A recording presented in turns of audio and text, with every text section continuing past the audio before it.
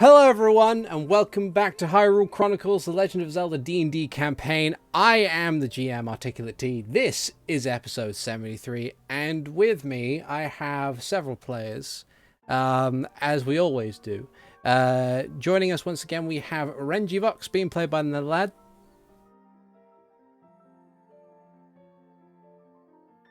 Hello? I was so scared that you that you disappeared too.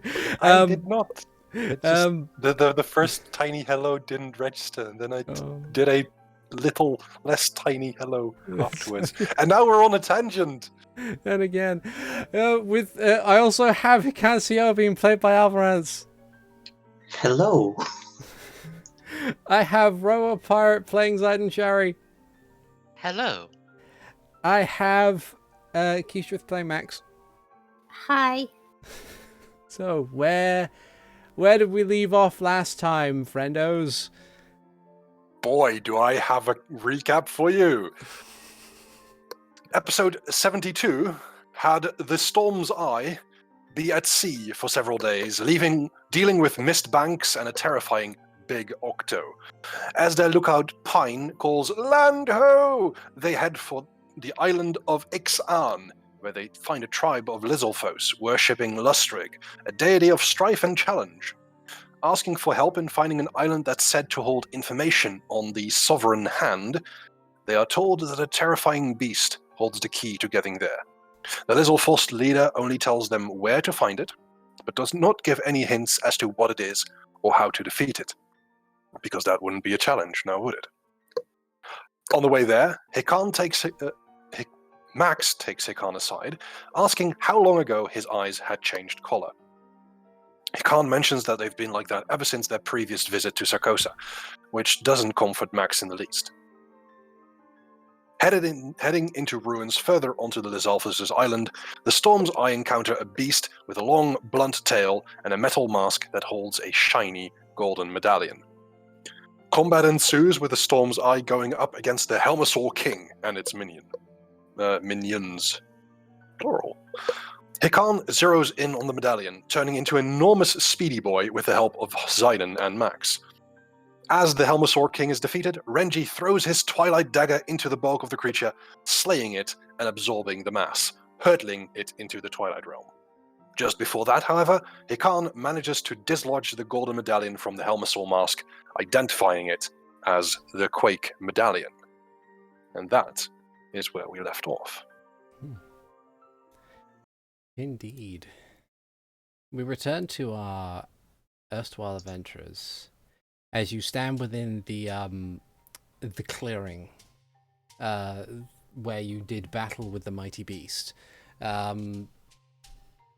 After having slain the creature, and enough time had passed after certain spells had worn off and lethargy has... magically induced lethargy had since been applied and taken away.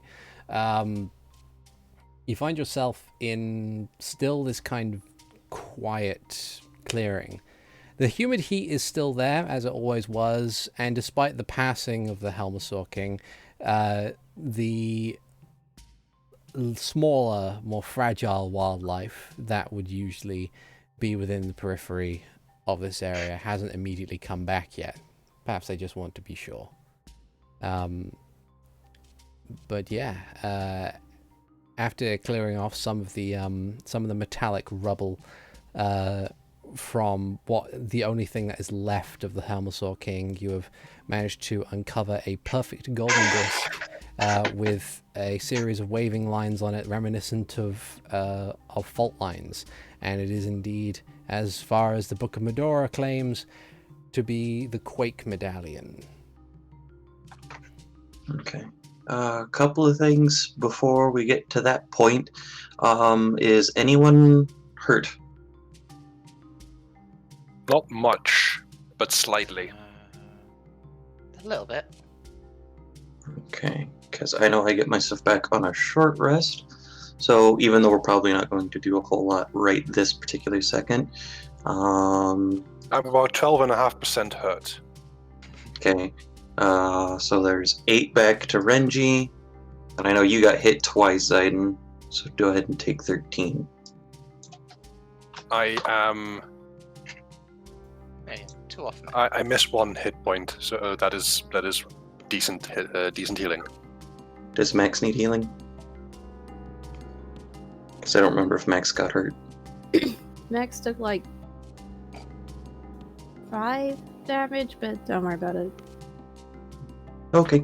He's not gonna bring it up, basically. Then after the lethargy passes, Hikan is going to make an intelligence check to see if he goes, oh wait, the pixely thingy is Renji's shtick, not my shtick. Okay. So the look of terror that crossed his face after he punched the Helmasaur King begins to fade as it's like, oh, right, that's Renji's thing. Okay. In regards to that, Renji is paying very good attention after the fighting dies down, because when we faced the Helmasaur King, there was a little voice in my head, and I'm wondering if I can hear anything similar now. There's a moment of pause as you try and focus on it. It's just kind of remains quiet for a moment. Before eventually there is a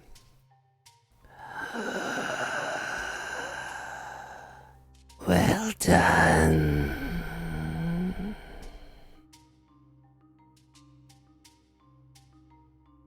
I try and ignore it for the moment, but there is definitely a chill down my spine.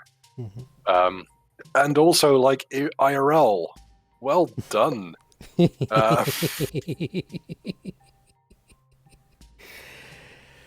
Oh dear. But yeah, with that, I think Renji is trying to distract himself now by checking the surroundings to see, like, kind of what is in the lair of this Helmasaur. Is there anything that we might find? Maybe bodies of previous hopefuls. Give me That sort of thing. Give me an investigation check. Why must it be an investigation check and not like Because you're a looking perception? I You're know. looking at I a place in know. great detail for clues. That's a 15 plus 2 is 17. Nice. With a 17, you see a number of things in the area.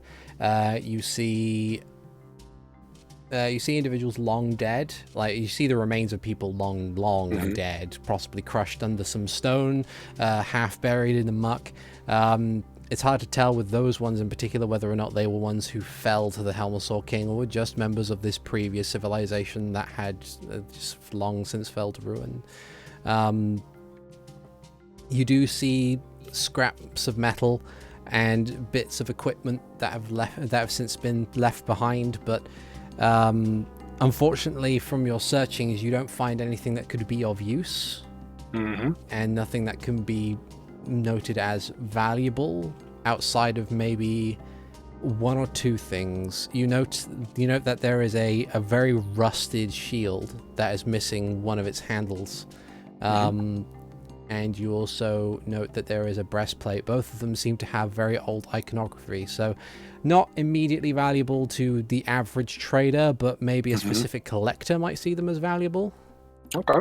Yeah, I'm definitely going to stuff them in my bag of holding. Okay. For future appraisal.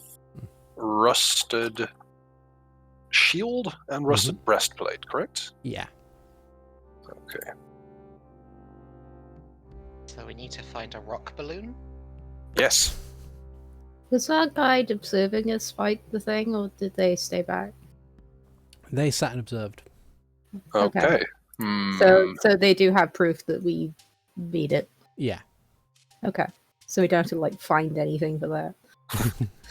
I mean, we do have them because it's the mask. gone. Yeah. But yeah, We it touched is. chunks of its face when it got It is ripped out. gone. Yeah. Yeah. Whoops. Yeah, you have chunks of its face in addition to the medallion itself. That is proof that you have defeated the creature. Okay. What kind of check would I have to do to try and contain my facial expressions? I'd say that would either be a deception or a performance. Deception or performance? Well, given that my deception is a +9 and performance is +5, I'm going to go with performance for this one. Okay. Oh. And that is an 8. Okay. With the passive insights of your companions being far and above, At least 10. at least Like 10. I want to have it be not so much that I'm trying to hide this from any one person, but I'm putting up a brave face. Okay. Because I am both nervous and excited about the excitement of the harvester. Yeah. Any of your companions casually observing you or catching you in the corner of their eyesight is aware that you seem perturbed and are trying not to show it, but whether they do anything about that is up to them. Not right now. Fair. Yeah. We have other things to be getting on with, and Max is kind of not very chatty right now. Like, even for Max. Yeah. Okay. So he's gonna start walking back towards the guide. Yeah. As you make your way over, the guide takes a couple steps forward and kind of bows their head a little, says, Excellent. You have done very well. Completed a challenge far above what other visitors have attempted. Come, we shall return to the village. You have your prize, as noted. The key to your success on other journeys. Yeah. Our chief will be most pleased to hear of your success. Guess we better get back to him then. The guide proceeds to walk you through the dense jungle and along well-trodden paths. It doesn't take as long to get back there as it did to get there in the first place, possibly because a lot of it is likely downhill, but you eventually return to the little tribal village. How long does it take? So it took you roughly, I'd say it took you roughly 20-30 minutes to get there. It takes you about 20 minutes to get back. Okay, in that case, I want to use the sending stone to try and get in touch with Nihilus, my daddy. Okay. You use a sending stone to try and get in touch with Nihilus. What do you say? Let's see. Found an island to find a way of getting to more info. Had to fight big monster. We succeeded. Any status update on your part? Okay. Please? And that's 25. Yeah. You send the message out. Flies out into the ether. You wait for a moment. Mm-hmm. Wait for another moment more. You do not get a response. Okay. I lean over to Zayden as we walk. We may need to scry on my father. Well, that will have to wait until tomorrow. I suppose so, but I sent him 2 messages he hasn't responded to.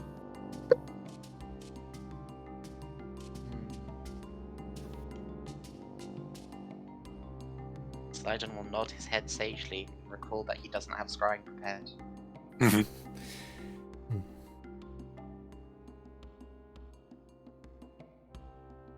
And that just adds to Renji's nervousness. Yeah. Okay. So, as you return to the village, everyone kind of, the other Lizzlefoss there turn to regard you, and it's hard to tell what their reaction is to seeing you return. It's possible that, given that it's probably not the first time someone's attempted to do this and then come back, but most of those times have been like, yeah, we saw the thing and we're not going to do anything with it. So it's they probably are unaware that you have been victorious this day. And the guide makes no attempt to kind of hype you up in any capacity. They're just being incredibly practical in this regard and just carrying on straight to the main tent where the chief is. As you kind of enter inside, you see the chief with the previous guards that were there, as well as Mara and Vice, who are both unharmed. They are just kind of keeping to themselves. Mara was mostly reading, while Vice was just kind of staring idly around. As you come back in, they both look up, and Mara smiles at you and says, "Oh, it's good to see you're okay. Likewise. How'd it go?" Pretty good. Okay, that's good to hear. And as I say that, I look at the chieftain. The chief kind of like slowly nods and says, "Fair enough. Judging by this, I can only assume that you were successful in slaying the beast." We are, and your guard will be, or our guide will be able to affirm it. The guide in question gives a nod. Yeah, if it's any consolation, Hikan is more inspecting the Quake medallion opposed to like hiding it or putting it in a pocket. He's just more like looking it over, kind of like, is this really in my hands right now? Yeah, that's fair. The chief nods again and says, "Well, if that is the case, then you have no doubt collected what it is that you have been striving for."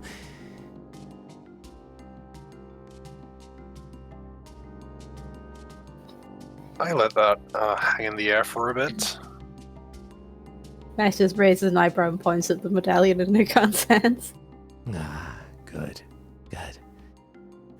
And that is the case, then congratulations.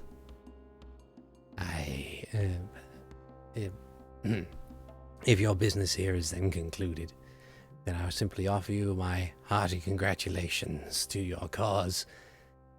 You have done well within the eyes of Lustric this day. And of course, as mentioned, discussions in regards to your trade with the mainland, they will be entertained. I'm glad to hear that.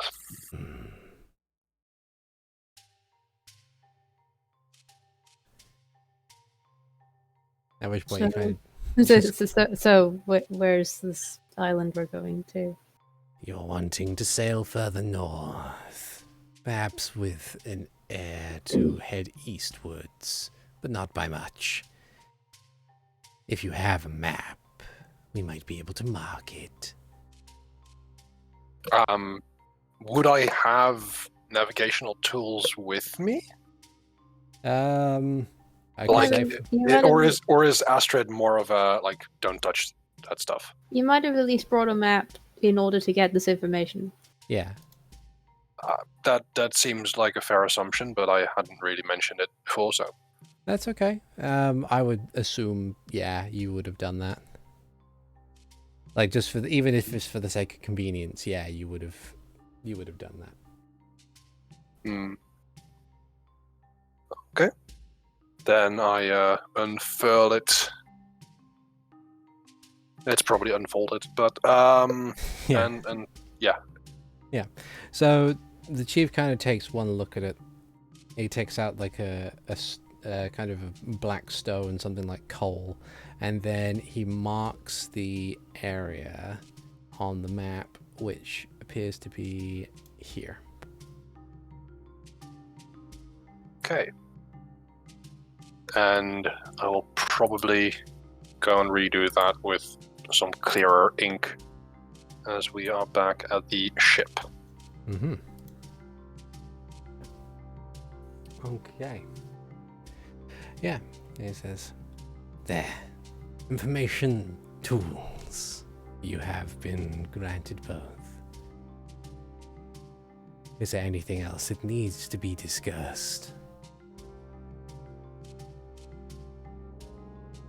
Particularly, I think. I would like to thank you for pointing us in the right direction. You are most welcome. And I incline my head. He does the same. Weiss looks over the group and says, We should be heading back to the ship. They'll probably be wondering where we are. I mean, we haven't been long, have we? In unknown climates, minutes can pass like hours.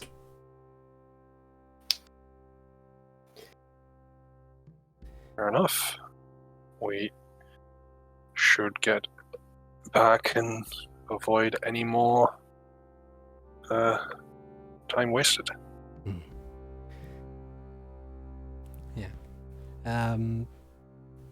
She nods and she says a variety of things in Draconic to the chieftain, who responds in kind. It's just a general sort of pleasantries and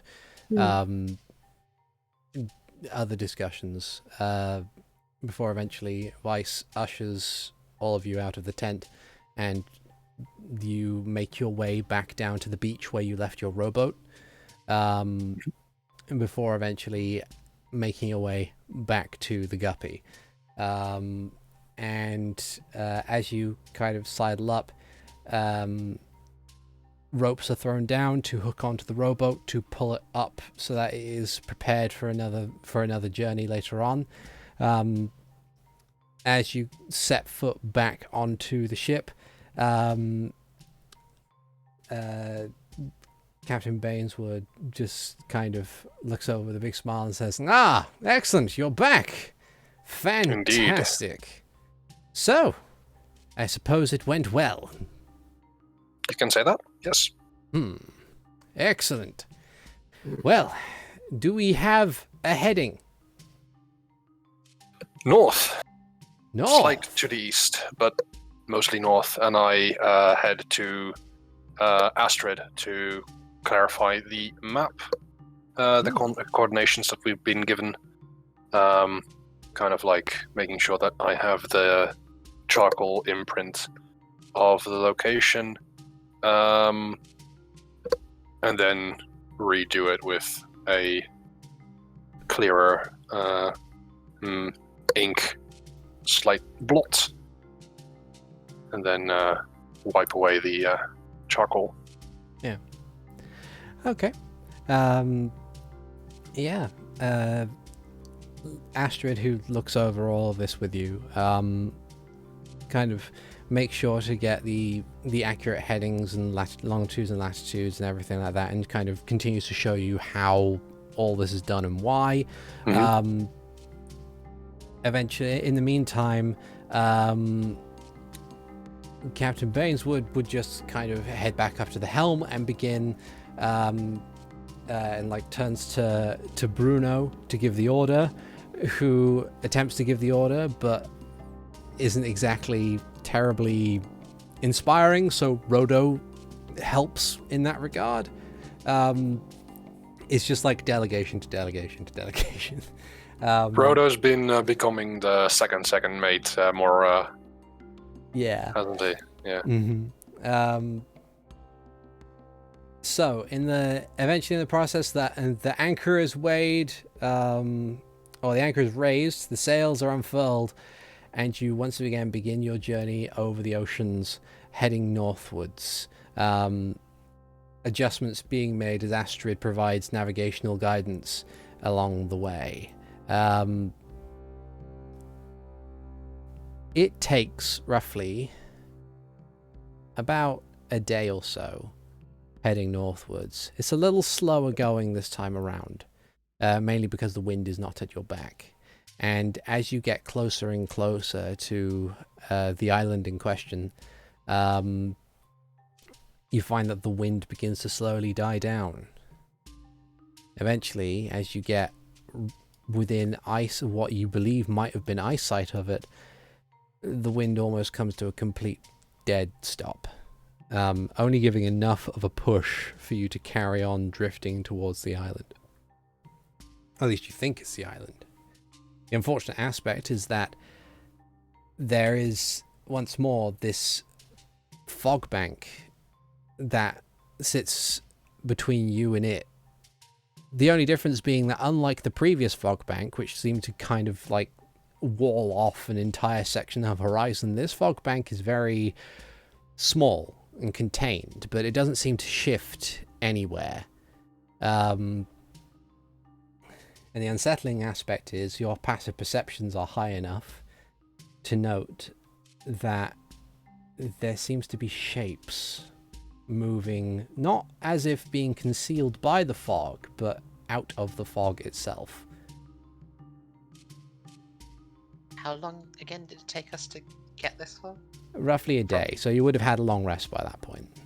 Okay. Alright. Which probably would have.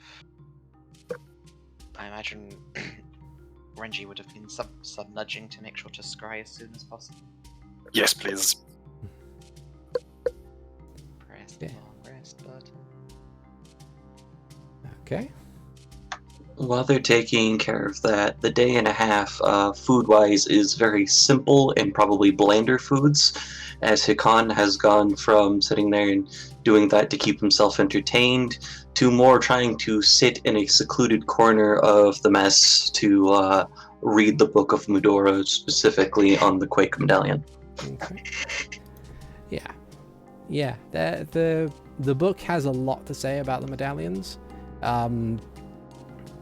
Mainly how powerful and also quite dangerous they are. Like, so as you read it over, a lot of aspects of what you encountered with Gorspire, who had the Ether Medallion, it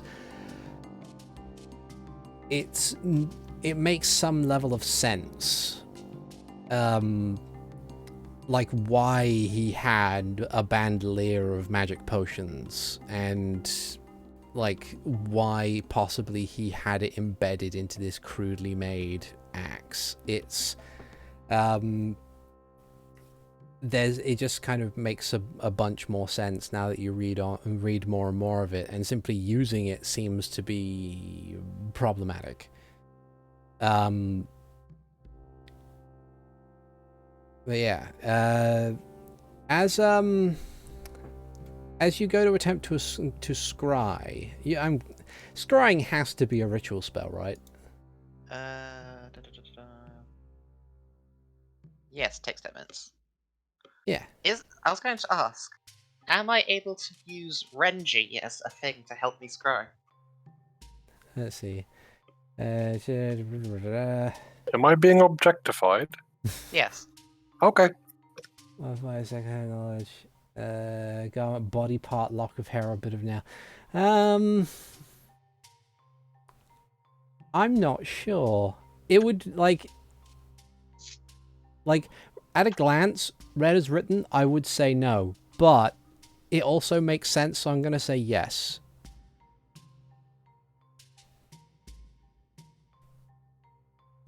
That sounds fun. Out of character, I'd just be holding Renji's head against the crystal ball. Ow. Just think thoughts of your dad. Think harder. This is very uncomfortable. Oh dear. Let's see. Let's see. So if he doesn't want me to scry him, and it's not being prevented somehow. Let's see, save would already be 17, plus 5, so 22, plus whatever for having a Renji. Yeah. Oh dear. So that's -5. Oh dear. Okay. So as you begin to sit and scry, you feel your senses kind of raise up. You begin staring over the whole kingdom of Hyrule, this rolling landscape that expands in all directions. Weirdly enough, however, you find that as your senses kind of move to different locations, each of those locations feels very disparate and different from each other. And none of them lock in on anyone that you recognize as being Nihilus Vox. And it's only until after you're forcibly pulled back into your own body that you realize that the scrying did not work. You could not locate him.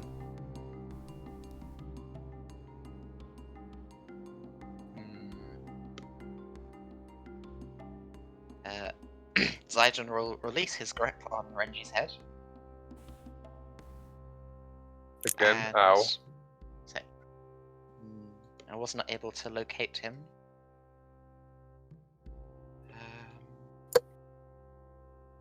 What does that mean?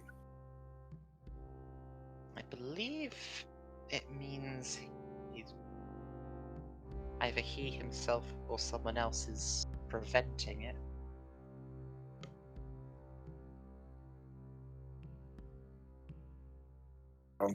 I don't really see that happening, but then again, if he were to notice that he's being scryed upon, he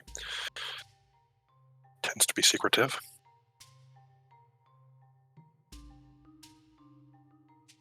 Now I'm just wondering, would your father, knowing that scrying is a spell that exists, have then started taking precautions against it? Knowing him, that seems likely. That could be the explanation. The fact that we specifically have sending stones, and it's failed twice.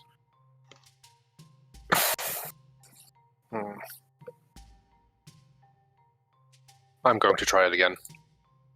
Okay. And kind of like repeat the message from yesterday. Okay. You repeat. Goodbye, fifth level spell slot. You repeat the spell. You repeat the message from yesterday. And once again, after some tense minutes, there is no response.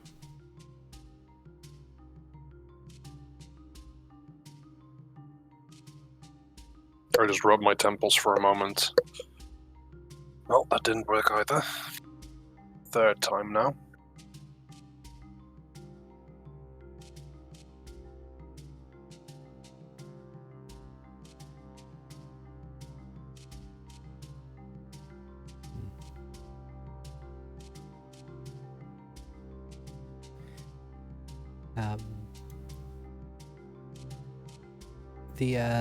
While this discussion is happening, as you kind of are approaching this other fog bank, it's gotten much closer now that you can that those on the top deck can even with a lower perception score, can still see these uncanny shapes that seem to form within the mists themselves. Simply observing the mist is a foreboding experience. And the anchor is briefly lowered as Luciano kind of walks across the deck and leans against the prow. He says, well, I'll be. That's not some form of weather phenomena I've ever seen before. I mean, it's fog, yes, but something different about it. You make it sound very ominous. Well, I suppose I can't really help that. It is ominous just to look at the thing. But according to our navigation, the island should be beyond or within this mist.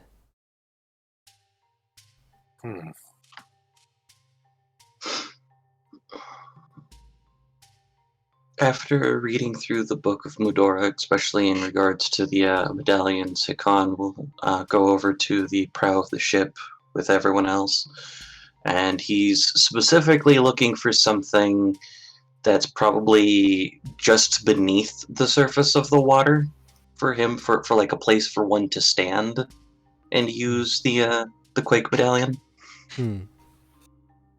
Okay. You know, the convenient video game spot. Yeah. Make a... Is there a save point? Interact with the spot to receive a cutscene. Yeah. Make a perception it check. sparkles. What was that, Artie? Make a perception check for me, please. Of course. 18. 18. You scour through the water. It's surprisingly clear in this area. Very much devoid of fish.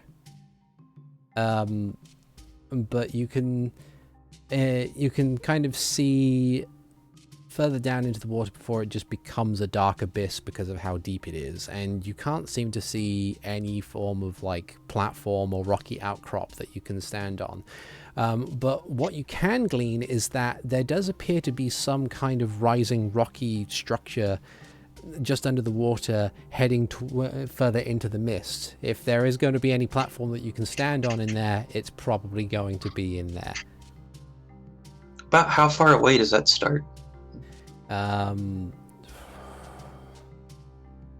Roughly, it would probably be somewhere in the region of 40. Looks like it starts 40 feet into the mist.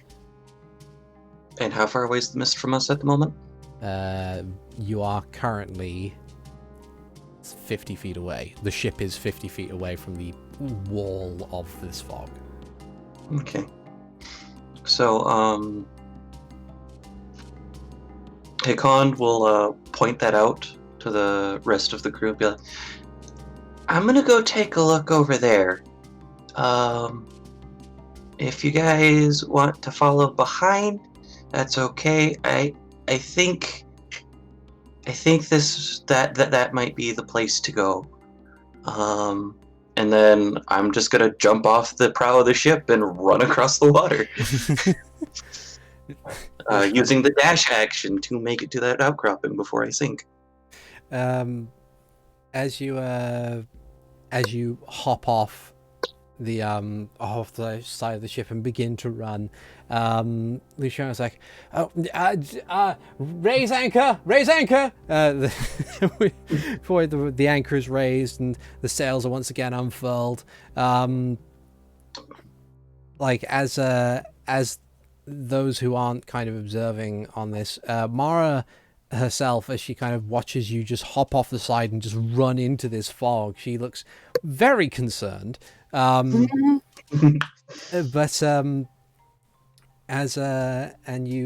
you begin to head inside. It's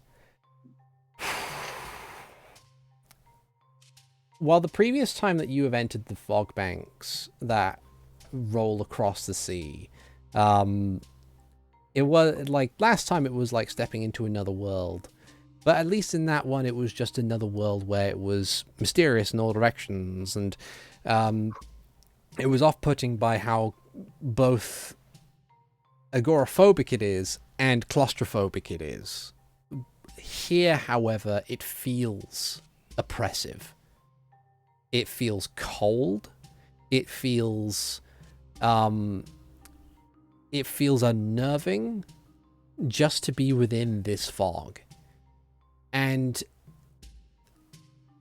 by pure virtue of your monkish speed, you manage to find your way to a rocky outcropping that sits upon what you could only perceive as this ring of sharp, angry stones that jut from the water as if this kind of protective barrier just exists within this fog. And within a few moments, looking back, you can see the prow of the ship kind of just slowly appear into view as the ship begins to slowly move into the fog itself to try and catch up with you. Okay. So Hikan takes a look around at the spires and the rest of it, and at the outcropping that he's sitting at. It's like, alright. Seems to be as good of a place as any. And then he kind of does a few flourishes as if the javelin of lightning was a staff, kind of with the Quake medallion tied to the end of it. Okay. And then just kind of, as he focuses to channel its ability, he will slam it into the Quake medallion into the middle of the platform, so to speak, to get it to shake outwards before the ship A gets too close and is affected by it, and B, to see if it'll take care of the spires so the ship can pass safely. Yeah. As you do that, you can feel this surge of power kind of begin to move through you. There's an aspect to this power that both unnerves you and comforts you in the way that a lot of divine magic can. It is like, it feels in control up until the point where you thrust the medallion towards the rock itself. So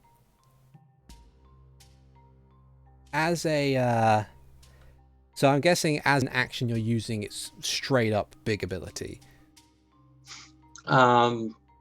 Yeah, because like the specific things that for the ritual says benign effect, so it's like, yeah, no, this needs an actual effect. Yeah. Okay. So you thrust it forward. The rest of you feel this. All of you feel this tremor just wash over you, as if some kind of massive explosion has taken place. As you kind of begin to peer through the fog, you can see these great towering spires of rock just begin to immediately crumble and fall away. The ship rocks as the effect of the Quake medallion combined with the falling boulders that have occurred because of this. It begins to like set off your balance just a little bit. Hikan, I would like you to not only roll the damage for your Quake medallion, but I would also like you to make a charisma saving throw. Okay, I'm going to make the charisma saving throw real quick because I'll roll the damage manually because I'm still putting it in there. But okay. Hey, I passed. You passed, so you don't have to worry about taking any damage, which is good. Charisma saving throws. Nice. That was nice. I would have left you with a single hit point. Ouch. But yeah, there's an aspect to it where this divinity just kind of like almost tears you asunder, but you using your pure force of will and energy, you just keep it in check. And the worst you come away with it is a series of burns that look like fault lines that start from your hand, the hand you held the medallion in, that run up all the way to the elbow. It stings, but it doesn't hurt. Like, it doesn't impede your use of that arm. However, you are in this uniquely troubling aspect of the fact that you are now standing on rapidly crumbling stone. And then as the ship is coming into the prow, I use the dash action to get back to the ship and up the side of the hull. Yeah. Nice. Yeah. Grand. As you hop back on board, the rest of you just kind of see you see firsthand the destruction that has now been caused. Like, it's almost as if a cannon shot has just destroyed this entire wall of rock. It's there is an unnerving silence between all those who are currently on the upper decks, as they observe not only that, but the mist and everything. It is, yeah, that's some powerful magics.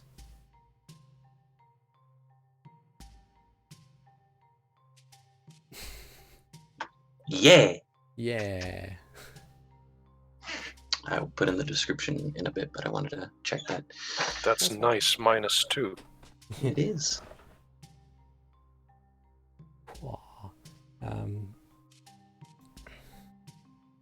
Yeah. So, as you return to the ship,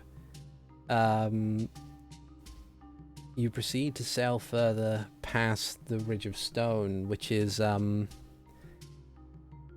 seems to go on for a fair distance, and you still seem to be stuck within this mist.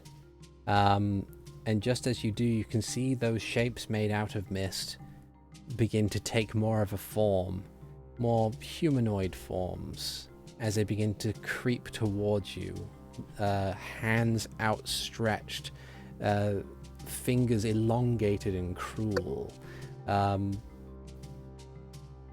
Lucio, who is currently on the helm,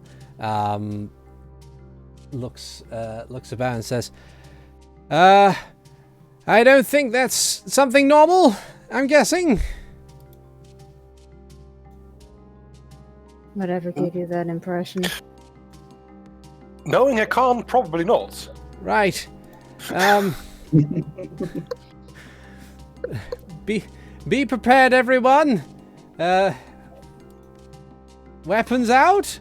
And I would like Urbar to roll initiative. First, I will select my token. Yes. As Hikan gets back up on the prow, 16.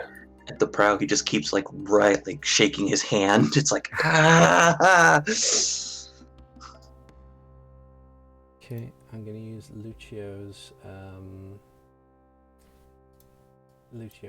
stats here, or his initiative for the entire crew, because otherwise there's too many people to keep an eye on. And then this. All right. Okay.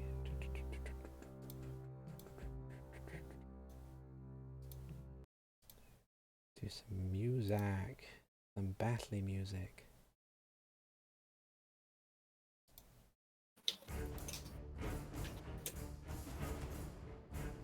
Okay. So, interestingly enough, the crew goes first. Let's see, what can we do here? Weiss pulls out a longbow and is going to aim at this creepy ghoulie here with the longbow and open fire.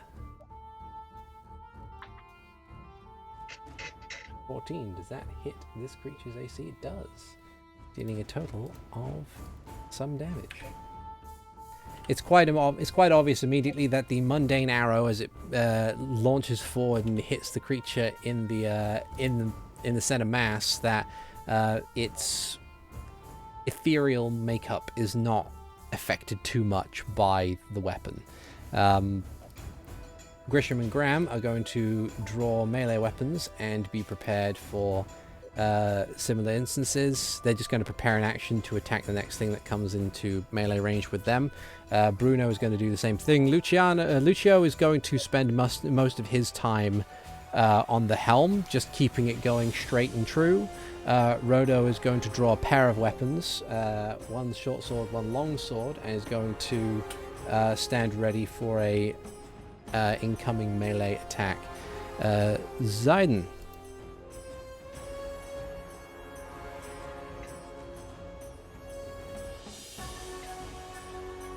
Did we lose a Go side? get more food. Can we actually see the things in the fog? Yes, you can. You can see that. You can see the shapes enough that you can act yeah. on it. I was wondering more if it would be helpful to clear out the fog. But, I mean,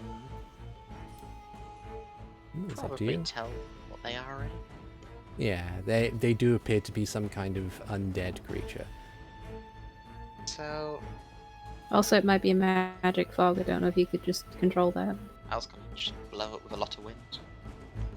That might work. How difficult would it be to activate this cannon pointed directly at that one? Let's see. I don't know if it's a wise idea to load cannons and keep them loaded during a long journey. So you might have to go through the process of loading it first, which I think would be an action in and of itself. That's probably excessive. Load it and have Mara shoot it.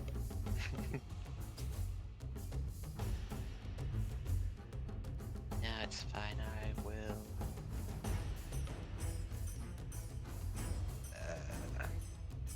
These things aren't floating very high off the water, right? They're floating at an equal level to the deck. Could I turn into a killer whale and bite? You probably could, yeah. You could like hop off Alright. the side and bite as you dive in. Sidon will jump! And mid-jump, transform into a giant whale. That is a cute icon. And then we'll bite the shit out of that one. Yeah. It's a whale killer! He's so cute when he completely destroys things. Okay. It is also They're magic cute. damage. Okay. So you just you tear away a chunk of this thing's physical form, or what ethereal form it has. It still remains an active threat, but it's not doing so hot. This spectre. Now I'm under the water, I guess. Yeah. Okay. Mara is going to draw her new mace, but she's going to kind of back up here against this wall. She's also going to take the swing at the next thing that comes into melee range option. It's bound to be amazing. With a flick of her wrist, you can see that parts of the mace's head just kind of split apart, and a constant crackle of electricity begins to buzz between it. And she will basically sit there and wait. Renji. Yeah, I'm going to probably also do that first. Unless no, I'm going to be offensive and shoot an Eldritch Blast at this one and at this one. Okay. I don't think there's any advantage to that, is there? No. Okay. It's yeah. That is a 27 on this one. That one's good. you just it just the Hey, contact that's with the 27 bolt. to hit. Oh, 27 to hit. Oh right, yeah. Yeah, that's a sorry. hit. That's all right. That's okay. And it's a 24 to hit this one. Yeah, it's more than enough to hit it. So it's 4 damage on this one, Yep. and it's 9 damage on this one. Okay. Not everyone has that gun. Not everyone has Knick-Knack's gun now. And then with that, is it a free action? As a bonus action, I will take hold of the hilt of aspiration and Okay. ignite it. Nice. All right. Then it is their go. So this one is going to move up here, at which point Rodo is going to utilize their reaction in order to swing with the longsword. Okay, so they take a mighty swing, a practiced swing, but it doesn't do much to this creature. This one is going to go over here in order to be in melee with Hikan. I'll do their attacks in a bit. This one's going to come over here. The first one to take a swing in it will be Bruno. 23 for 8. Swings into the thing. Good job, Bruno. Yeah, at which point Mara will then follow up with a panicked swing of her own. But only gets a 9. So she kind of like panics and crunch. The description is apt there. Yeah. Ah!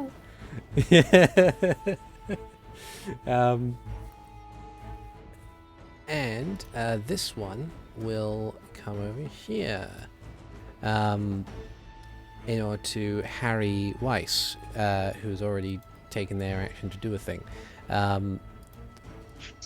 Meanwhile, the one that is currently floating above, the one remaining one that's floating out to sea is kind of hungrily looking down into the water to see if it can identify where the killer whale's gone, but it can't do that just yet. Meanwhile, more shapes begin to appear out of the mists. There we go. That'll do for now. All right. So the attacks are the ones who have moved. First off, Hikan. 23 for 8. Damn! I was about to say it can try, and then it gets a 23, which is just one more. And that's a Constitution saving throw? Yes, please. Alrighty. Oh, and I fail! Whoa. Interesting.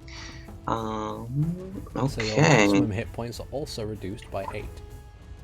Oh, by 8, not Yeah. 10. I don't know why I read 10. Alrighty. Okay. The Spectre that is fighting Renji and Rodo is going to try and do the same with Rodo. 21 for 12. Alright, so that's a hit on It's Rodo. mean. And Rodo's going to make a Constitution saving throw all his own. But he's He fails damn. too! That's really mean. Oh boy! The dice today. This Spectre is going to try its luck against Bruno and miss. Yay. And the other one is going to try its luck against Weiss. And that's a hit. So she needs to take a Constitution saving throw. And she passes. Yay. Only taking 5 points of damage. Okay. Hikan. Okay, I don't take very kindly to being sucked like a Capri Sun, so I'm just gonna start beating the heck out of this guy. Also, Renji, I believe that you're missing HP and you shouldn't be. That is a roll 20 thing. Let me set that up. Okay. There we go. Your That melee is- attacks are magical now, aren't they, Hikan? They have been magical for 3 levels, I Okay, believe. so you strike out against this spectre, and it just disapparates within your grasp. Cool. And yeah, the 3 isn't there because I am not embiggened. I just forgot to unclick that. Yeah. Okay, and then I will step over here next to my friends Renji and Roto for flanking. 25 for 6. Yep, that hits, though this one doesn't evaporate as quickly as the last one did. Okay. Flurry of blows, because that sounds great. Okay. 27 for 8 more. Okay. That one does cause it to disappear. Okay, and then I still have enough room to leap over or slide underneath Renji to go flank this one with Bruno for my last unarmed strike. Okay. 23 for 9. Yeah. And that hits. It's still it's still physically there, but it's a decent amount of damage. You kind of like palm strike a hole through its midsection. You know, we'll go ahead and spend another key point for 5 more necrotic damage, which probably isn't going to do much, if anything. But Let's see. Hikan's like, I don't know what this does, so we'll see. Sadly, the extra necrotic damage wouldn't do anything. I'm dead. Now he learns. Yeah. Okay. Max. Yeah. I think it's coming from directions. So Max gonna try and make one of those directions less of an issue. By I can draw shape. Am I allowed to draw shape? It should do. It's 20 by 20. It's gonna throw a big cloud, add some weather to this weather. Better than Storm Spear. Okay. Alright. When it appears, they must be a strength saving throw. They have a strength of 1. Oh, There is can no, they even possibly get an 18? There is no possible way they can pass it. So the one looking for the Okay. killer whale is gone, and Yeah. let's see. The other one takes the full 7 damage from that aspect. And then, with the bonus action... it's from the center, isn't it? That's too far away. But those aren't. So I'm going to target this furthest north one Okay. before it comes to help. With the lightning that does 27 for 20. Nice. Just right in his face. Yeah. You With the Storm Sphere strike. Yeah. A blast of lightning tears forth from the roiling cloud and strikes against this ethereal ghost figure, and it just it still remains there, but it's quite clear that its form has been dissipated to a quite a grievous degree. Let's see. So that was your bonus action, main action. Did you want to move anywhere? Nah. Yeah. Okay. All right. Lucio. Lucio is going to. Oh wait, this is the crew. So Lucio is going to continue keeping going ahead. Meanwhile, the remainder of the crew, Graham is going to go over and assist. Oh, I accidentally clicked on the cannon. Yeah, there we go. So Graham is going to go over to assist Weiss. So he's going to swing his hand axe at this thing and miss. Weiss is then going to draw a short sword and swing at it. 20 for 8. Nice. Okay.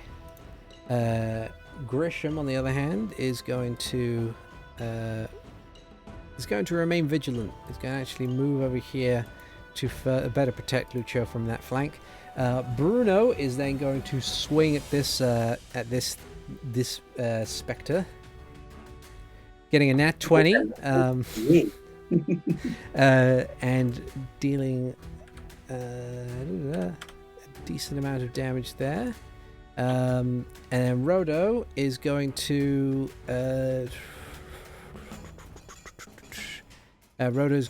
move over here to be prepared for possible attacks from this direction. And that'll be the crew. Zayden. Seeing as that one's been exploded, Zayden will rush over to the one that was shot by lightning and will pop up his head enough to bite at the legs of the other Okay. of the one that was lightninged even. Yeah, give me an attack roll. Ah. Yeah, sadly a 10 is not enough to hit. It with combined with the mist and the fact that this thing seems like it's made out of mist, in a way, despite being an actual ghost, I guess it becomes a little harder to grab at it, but you're almost there. Unless that was a sneak attack. It was from under the waves. You know what? I'll be charitable. If you would like to go ahead and give me a preemptive stealth check. If it works, then that would be... That would be one redeaded ghost. No, don't say re-dead. Oh yeah, different thing. Only a 13 though. Well, spectres aren't terribly wise. I'd say with this passive perception, that exceeds it. So you've nommed on another ghost as your magical and large jaws clamp down on this thing and then splash back down into the water. Probably quite confusing getting the texture of something which isn't meant to have texture. Yeah. Let's see. Okay. Mara's go. Mara is going to... Okay. She's going to take another swing at the Gomst. 19 to hit for that much damage. I think even with resistances, that spectre is no more. It just dissipates as it happens. She's going to retreat backwards here, and that'll be her turn. She just kind of like panic swings at it again. This time, capitalizing on Bruno's previous attack, and just. This is a crackle of lightning as her weapon just evaporates this one spectre before she backs away and is frantically looking in each and every direction. Renji is going to rush across the deck, probably over the cannon. This blur of bright golden light next to him, and is going to hit the spectre here with not one, but 2 attacks. That is a 14. That hits. And a 28. That hits. Now, they don't have any advantage, and I don't get a sneak attack because of... You have an ally within 5 feet, so yes, you do. There is an ally with... Yeah. Oh, right. Yeah. If you have an ally within 5 feet... Another enemy of the target is within 5 feet. Yeah. Yes, I apologize. So, first attack will have sneak attack damage. Okay. It is 13 points of damage radiant. Okay. Plus 3 because it is undead, correct? Yes. Okay.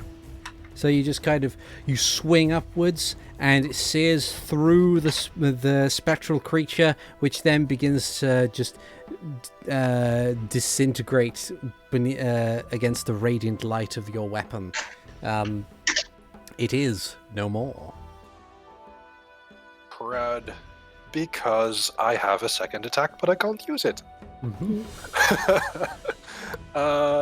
Just jump really far and get that one. Get closer! No, I can't really do anything like that. This is totally Devil May Cry. You can totally sting a jump, right?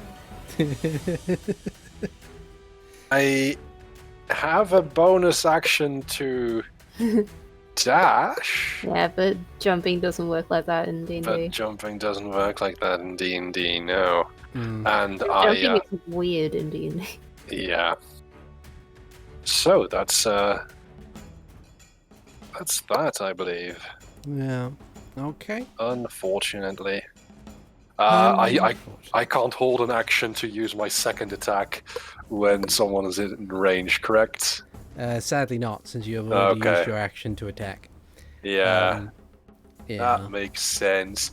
Let me just cede my turn then. Okay. It is the ghost's turn.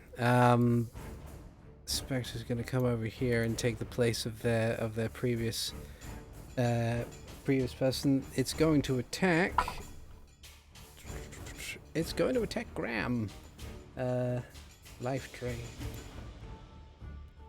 Ooh. Oh. Okay. I'm just going to roll a quick Constitution saving throw for Graham. Oh dear. So the spectre reaches out and grabs Graham by the throat, and before your very eyes, you can see Graham rapidly age and wither before falling lifeless to the deck. Sadly, they did not have much hit points. Mm-hmm. Okay. Darn, there goes our insurance money. Yeah. Okay, then it is the other specters go. First, it needs to make a strength saving throw, which it can't. Is it still 7 damage, or do you have to roll the damage again? When it ends its turn there, so you can move. Okay. They can move. It'll Depends on how fast it moves. they fly 50 feet. They're very quick. Okay. It just appears out of the cloud in order to do the same to Grisham. 13 for 5. Thankfully, that is a hit that can be weathered by Grisham, and he passes con save as well. So he is grasped by the spectre. He howls in pain, but is otherwise unharmed, or alive at least, alive and well. Then it is let's see, one last spectre's go. It's gonna try in vain to grab at the whale. Like Come into the depths with me. Yeah. Does a 17 hit your whale? Oh yeah, well, that's like 12 AC. So the whale takes 6 necrotic damage and needs to roll probably a natural 1 to fail the DC 10 con save in order to not have its max hit points reduced by 6. Yeah, it's fine. I don't even know how that works of being because it's a different hit pool. I guess it I don't think it, because it specifically mentions hit points and you have separate hit points, I wouldn't think it would affect your hit points as a person. Yeah, it would affect the whales. Yeah. It's conditions you have to worry about. Yeah, those carry over. Yeah. Sorry, it's just a helicopter is going over my house. Oh. And it's deciding, like... How rude. They fly It's really not a well. helicopter. It's not a helicopter, it's the groaning of the ship. I guess that was it. Yeah. I did just drop a storm right next to it. It's a fucking Chinook as well. It's not like a small thing. It's a it's a big heavy thing flying literally like 50 feet from the ground. Sometimes they fly so low they shake the pipes in the building. But anyway, so with the specters more or less done, Hikan. Okay, so Hikan, seeing one of his fellow crewmates kind of go down, is going to channel that anger and 10. So I just kind of want to do a little thing where I stab the javelin of lightning into the ground and kind of use it to pole vault and then falcon kick this fucker in the face. Okay, that sounds real cool. I'm okay with every part of that sentence. Yeah. So it's just like Renji's like, oh no, I didn't use my second attack, or like, and then just a shadow of Hikan just flies over him, and then just dive bombs right down for 17 for 6. Yep. That hits. Foot dive. And then I will run into I will run to protect the corpse of my friend. 23 for 8. Okay. And then, yeah, we'll go ahead and burn a key point. Why not? I regain those on short rests. 12 for 6. That hits. Okay. They're still up. 12 for 6 more. And it's down. Just kind of like descend from above and then immediately cancel into a series of other combos before just one final strike just evaporates into more mist. Okay. And then with the rest of my movement, I will dance around Lucio and Graham. Or Grisham. I get them confused. And then I will try to gather the attention of this wraith, going, "Hey, there's more to eat here!" And then realize what I kind of said there. Okay. Yeah. Okay. That'll be my thing. Max. Alright, this one dared to leave my storm, so I better like get him for that. It just needs a reminder that it's there. Excuse me. Would you like 21 lightning damage in your back, sir? You forgot it as you left. It's just like, he can't like dance around. It's like, you! There's more to eat here! Come and get me! At which point it's like, it turns to regard you and then immediately explodes into blue lightning. It's just... Would it do that cartoon thing where you see the bones in it? Yeah. Except it doesn't have bones because it's a ghost? Yeah. So somehow... I've given it bones. You gave it bones for this specific purpose. I give Max a thumbs up. And then as my action...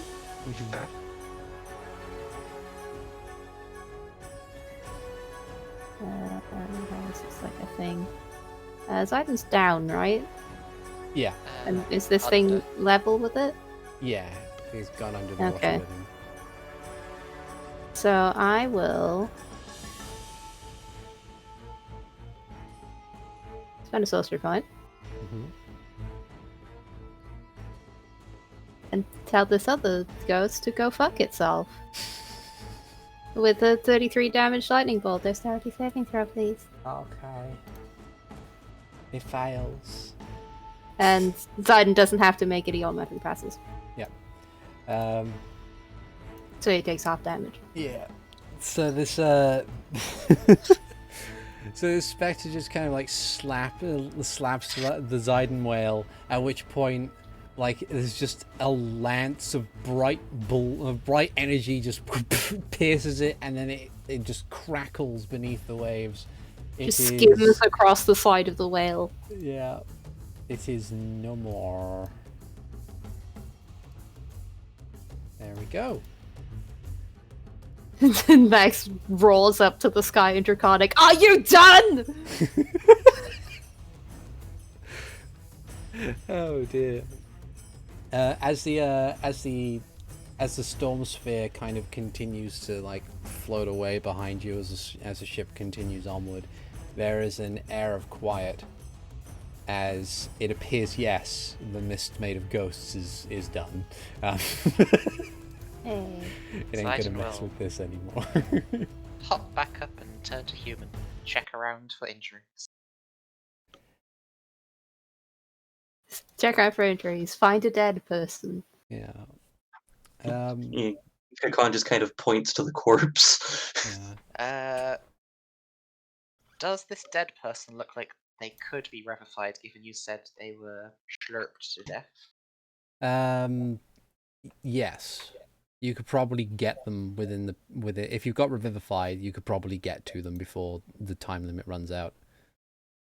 I like- wasn't sure because you were talking about them kind of just shriveling up. But Oh no, if it works. it's just that they're It's not so much aging as energy taking. yeah. Okay. Yeah, it's not a He's it's gonna, not he's a gonna need a big meal after. Yeah. They need a top up, he's been dehydrated quite a lot. literally.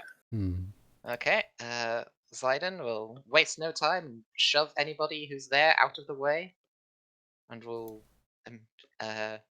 delve into the art of necromancy to revivify this man.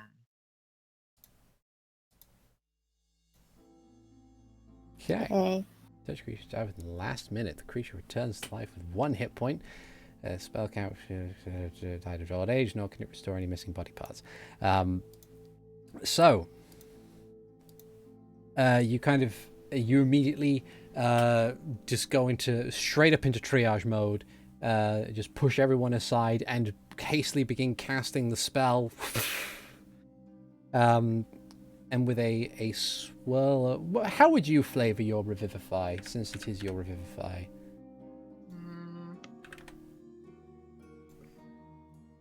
Probably something along the lines of like swirling, sparkly energy, which is drifting up from his body, is kind of yanked back down for a tornado into his mouth. Ah. Okay.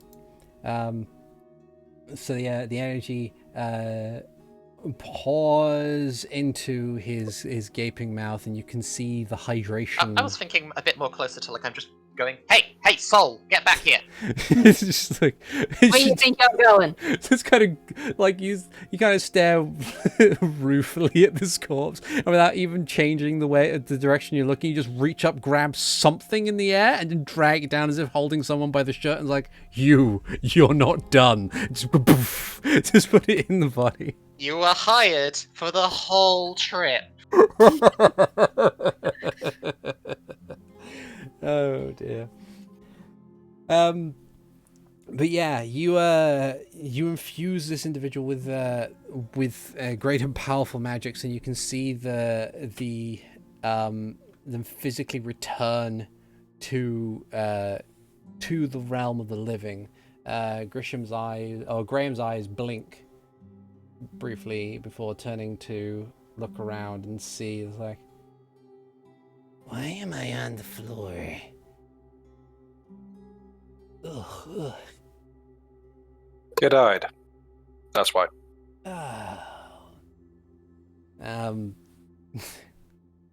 Grisham kind of like hobbles over briefly, and kind of like leans down to help his brother sit up. And Graham says, Oh, that was so bizarre. Oh, it's not where I expected to go when you die. I was expecting something a bit more, how do you put it? Pearlescent? No. It was weird. And the stretching hills in pitch blackness. Looking at it, you couldn't really see anything, but you knew it was there. Just endless plains. Felt oppressive, cold. Felt awful. With Hikan's recent foray into religion, especially with in Etherea's realm, would he be open to the idea of, say, other gods ferrying souls to different places? So when, like, this wraith kind of slurped him like a Capri Sun, it was more of that it took him to whatever was animating or taking this creature's thing. I know it's a kind of a lot for a -2 to intelligence, but Give me a religion check, and we'll see how much you may know. excellent. Still a -2. 12. It's Yeah, not a bad 12. roll. So you know that there are two within the pantheon of Hyrule. There are two known gods of death. There is Etheria and there is Evilis. Etheria is very much the balance of life and death, very kind of much of a neutral sort of aspect to it. Live life to the fullest, death necessary aspect of life and should not be feared but embraced, that sort of thing. Etheria is meant to ferry people to the next life. Or at least that's what the scripture says, that she is the one who ferries souls to the next life in comfort and peace. Evilis, on the other hand, is a god of judgment and god of judgment as well as death. Like, Evilas is well, they have a kind of aspect of, if you commit sin, then I will judge you and punish you before you can move on. Often revered by torturers and jailers because of that specific aspect to their divine domain. However, in both instances, from what you can remember, Etheria's domain is usually depicted as a sort of oasis in the middle of a desert in some cases. In others, it's kind of a ranging sort of Parthenon within a lush grove. While Evilas is definitely claustrophobic corridors and cages and various implements of torture. Neither of them have anything mentioning endless abyssal rolling hills and plains in pure darkness. That doesn't sound like anything I'm familiar with. Does it But sound to be familiar to me? I haven't died. Renji, from the visions that you have had from the Harvester, it doesn't sound like the Twilight Realm either. Okay. Curious. It might be the form of the afterlife that those things were tied to. But I don't know.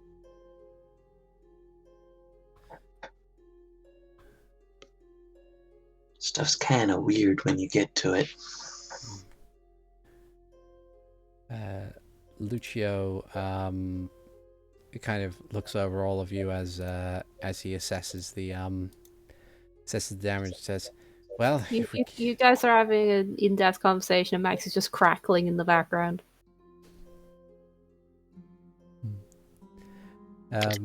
Is there anything? I'm having trouble figuring out what Renji could do for Max other than just leave him alone. Yeah. And that doesn't feel proactive. Hold on, I'll be there in a second for the Reiki massage.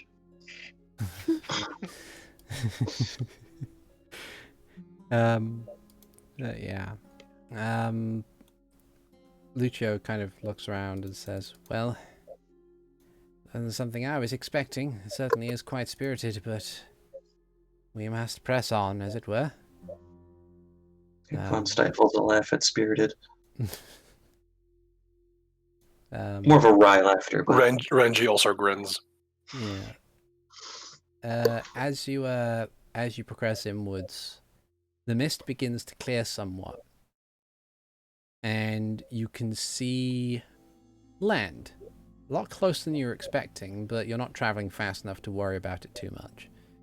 But you see a sizable island that you could that seems fairly flat, all things considered. There are a few hills here and there. There's a series of smaller mountainous kind of cliffs towards the north end of the island. You see a lot of dead trees. You see the grass has long withered and died, and is kind of, even if it's not necessarily dry here, you can see some boggy marsh. You can see the ruins of a variety of buildings, as well as one very large one toward the north of the island. As you kind of peer out through this area, you can see to your right, coming here, you can see that there is a shipwreck, as if impaled on the spiky stones. A very old-looking galleon. And you can see rotting rowboats perched upon the shore. It appears that you have found yourself at the island in question. Map. Yay, map. Yeah. As we're approaching, Hikan will get closer to Max and kind of speak quietly. As, you okay? Do you need help? Do you need a minute? Fine. Okay. And then he'll keep his respectful distance. It's just gonna stand there and brood.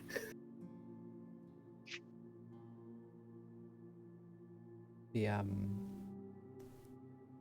Lucio wastes no time in kind of making sure the ship is turned so that it can leave at a moment's notice. But he calls for the anchor to be weighed, which it is, and as the ship comes to a stop, looks out over the island and says, "It was a lot more dour than I was expecting. Then again, I'm not sure what I was expecting, except perhaps danger, and we've already experienced that." It is an island of death.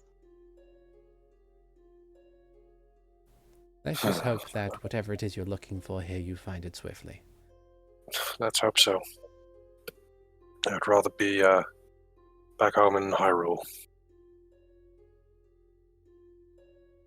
Yes. So, Can I make an insight check on the captain to see if he's sobered up a little bit in regards to all of this, or if he's yeah, just sure. Go for an insight check. 21? He certainly wasn't expecting all of this. Like, he's not so shook that he is incapable of function, but he wasn't expecting this level of adventure, so to speak. Okay. Like, when it came to Island of Death, he was literally probably expecting just a place where that happened to be utterly and totally abandoned, and that's it. He wasn't expecting it to be Surrounded by ghosts yeah. that try to eat his crew. Mm-hmm.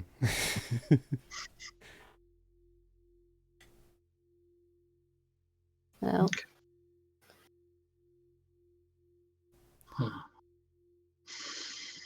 S is gonna move over to where the rowboat is to be ready to go.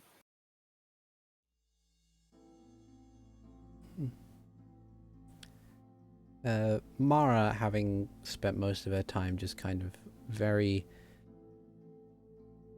very cautiously looking in each and every direction, stows her new weapon and proceeds to kind of slowly and cautiously follow you guys to the rowboat.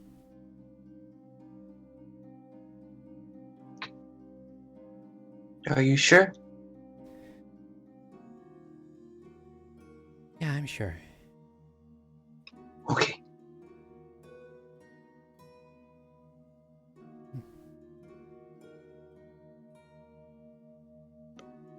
Okay.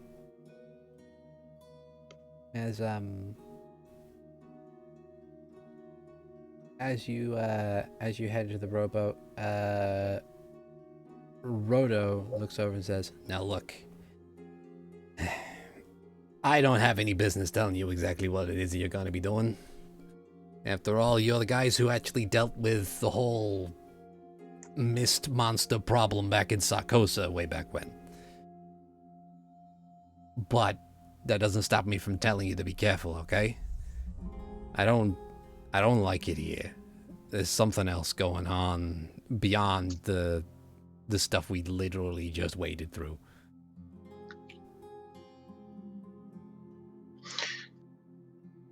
Hikan puts his hand as close to Roto's shoulder as he can get it because Gorons are fucking tall.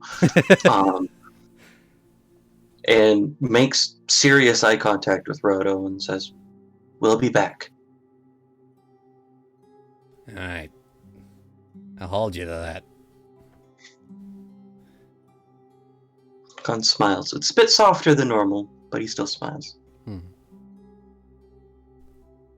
Renji will probably just pull his cloak tighter as he waits. Yeah.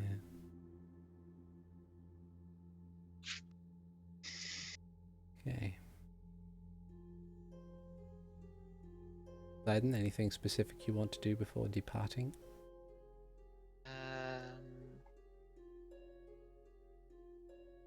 Probably give one last check over the crew health-wise. A couple of them are hurt, but otherwise it's something that they will likely be able to recover from.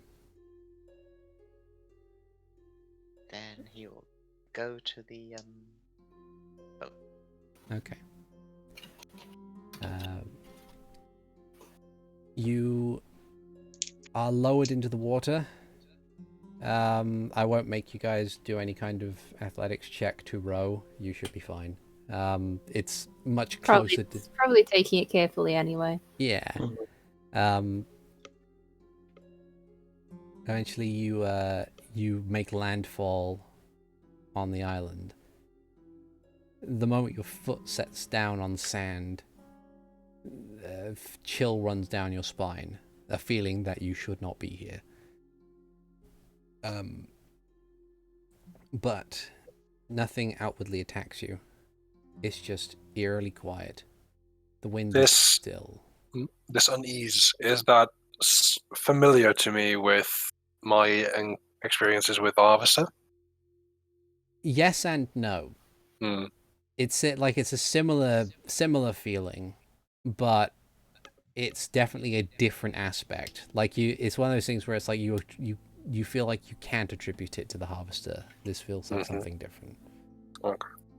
Contrary-wise, is it familiar to the unease that the Arbiter in the Vision gave us? It feels very similar.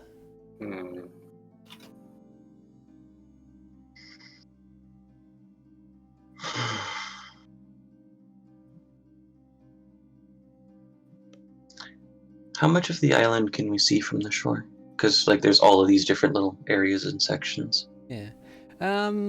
With the island being surprisingly flat by comparison, you can see a fair amount of it. You can see the top of this building at the north end here, and you can see the tops of these buildings over here and over here. And you can just about see the front of the tree line over here, and you can see these trees in great detail. They are very much devoid of life and look like they could just be broken by the merest of touch. It's not looking great.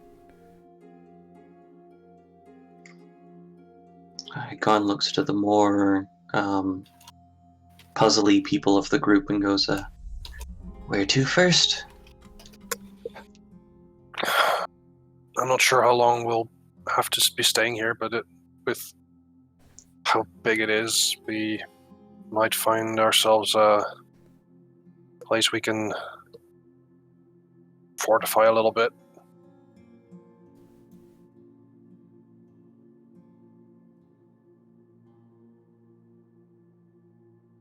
Maybe close by, or do you want to head further into the island and see if we can find something there?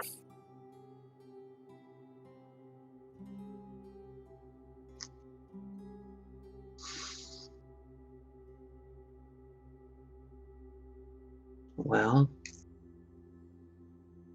if we're looking for a place to stay sheltered, there's the buildings, but who knows how safe they are. True. I think we should check them out, at least to see what's there. Okay.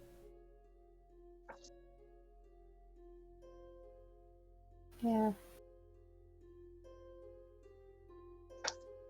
Khan pulls. Go ahead. We'll head to the buildings then, I guess. Which ones? Okay, cool. Khan will pull out a silver piece and flip it. Heads, or one. The ones to the left, tails, or two, the ones to the right. All right. All right. Okay. Those ones. Those ones. All right. Right. You begin to make your way over. The grassy land underfoot is it just kind of crunches more than anything. And whenever you get to a pool of stagnant, swampy water, it feels loose enough that when you put your foot down on it, you can feel that if you were to put any more pressure down, it would probably cause your foot to sink down a fair distance.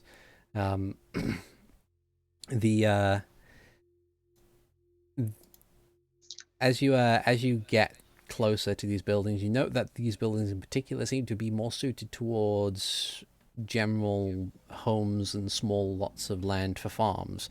You can see that there are what is left of fences around different square bits of land, more than likely to harvest crops. Though you can even tell with your natural survival. Some of you can tell that the land is not fit for that anymore. A couple things catch your eye before you go, however. Towards the center of town, while most of the buildings are made of wood, the one in the center is made of stone, or at least it was. It seems to be crumbling by quite a bit. With this kind of marshy, boggy water that has flooded much of the ground. In another nearby building where the entire front facade has just crumbled away, you can see a couple of things. In fact, the two buildings have specific accoutrement to them. The stone building appears to have what seems to be a mound of metal in the dead center of it. That you'd need to get closer to inspect. The other one, the wooden building, appears to have two bodies in it. Should we inspect the bodies first? I wish Might I be an was a idea. great cleric. Do they look Hylian or Zoran or? One of them looks Hylian, or at least the bone structure of this corpse, which is very old, looks Hylian. The other one looks Goron. Okay. Gorons do have bones.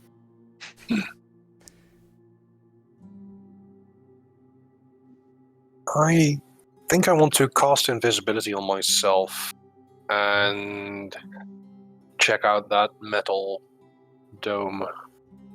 Okay. I will tell this to the others. Yeah, please don't just disappear. No, Not in a very spooky place. no, won't do that. So you're going to inspect the metal pile. What are the others doing? Are you guys going to go with, or? I'm gonna stay vaguely near it so that I can lightning bolt the lump if it gets up and tries to eat him. Okay. I think same, yeah. And Okay. I'm also gonna look around to just look for clues generally Okay. of what happened. I am taking up the rear, keeping an eye out behind people because Hikan is spooked. Okay. All right. And Mara will go where the group goes. Safety numbers. I'm gonna ask her what she thinks happened here. She kind of looks around. There's a hint of sorrow and a look of genuine fear on her face as she looks around and says, I don't know. All I know is that whatever happened here looks like it all happened at once.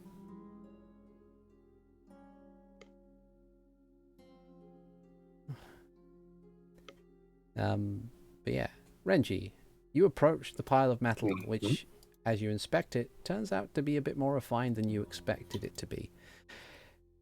As you get closer, you see that it appears to be a suit of armor, but it's very, very bulky, with large hanging plates on the sides of it. It appears to be, the way it's set, it appears to be propped up against a great axe, which is kind of half buried in the ground. It's almost as if the wearer passed away just resting against their axe. But they just kind of remain motionless there. What's your passive history? You have a very good passive history, I'd say.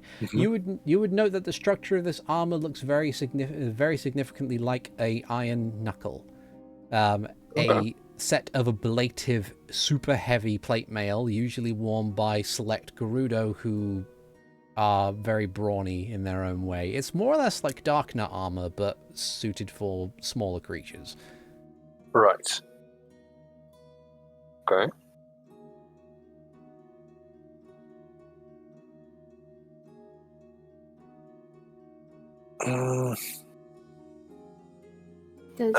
Does it bear signs of having been attacked?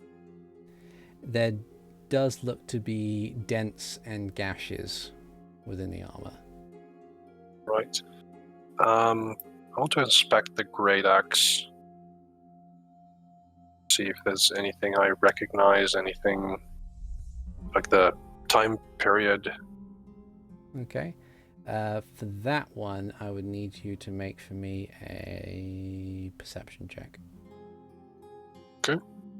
15. Okay. It seems to be of a standard Gerudo make, but from a very from an older mold. It does not appear to be magical in any way, and is heavily rusted. With your passive history, you would estimate that this is roughly 200 years old. 200 years old, okay. And in my breath, in the way I usually communicate with the harvester, I just ask, does any of this look familiar? No.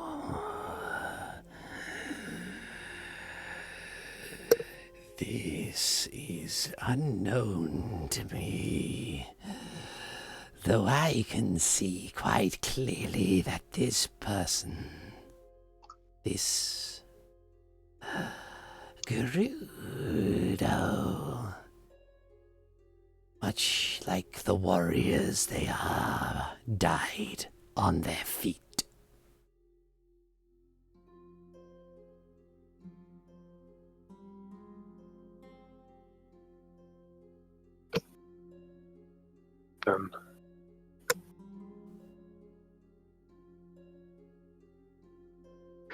As I'm here, I also ask, so now that you've had your lunch, care to share more about maybe parting ways? Of course. In time, though. Complete your mission here when I know that you will be safe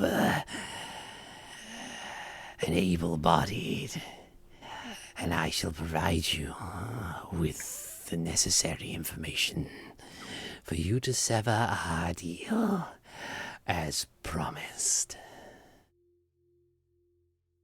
You know, for a moment there, I thought you genuinely cared for my well-being, but that can't be right.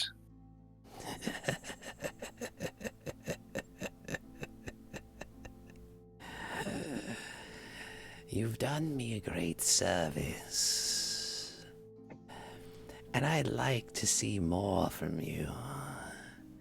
More things slain for me.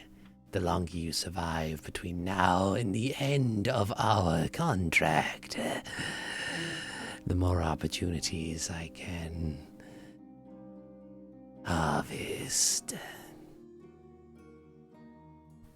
Okay, I'm just going to file that away for later. And I'm going to try and head back to the others and then dismiss my invisibility. Okay. In the meantime, I will keep my eyes out for anything like movement or any signs of actual life or undeath, you know. Okay. Keep it varied. So, as you get roughly 15 feet away from this pile of metal, you hear behind you the sound of it clattering. As you turn to regard it, the rest of you hear the squelching and bubbling of a number of things beginning to manifest out of the swampy, gruesome waters around this location, and that is where we will end the session for tonight. Interesting. Yeah, I was literally just about to click lightning bolt as you said it was time to end. Yeah, thank you very much for listening / watching, everyone. I have been Articulate T. This has been Hyrule Chronicles episode 73. With me, as always, I have had Renji Vox being played by the Netherlad. Progress. I've had Hikan Sio being played by Alvarance. Bye-bye. I have had Zayden Shari being played by RoboPirate. Farewell. And I have had Max being played by Keistruth. Bye bye. And we will see you guys on the next episode. Take care. Bye-bye now. Bye. Bye.